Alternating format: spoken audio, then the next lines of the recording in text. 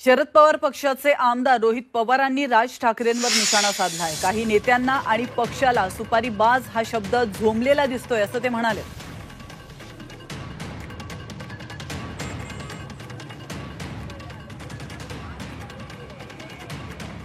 तर आपण पाहतोय मनसे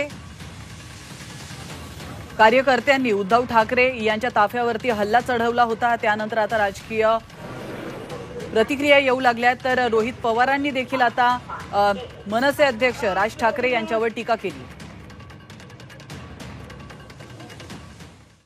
आता सामान्य लोकांमध्ये जी चर्चा सुरू झाली आहे की मतं फाटाफाटी करण्यासाठी काही पक्ष आणि काही नेते तसंच काही उमेदवार हे उभे केले जातील मुद्दामून।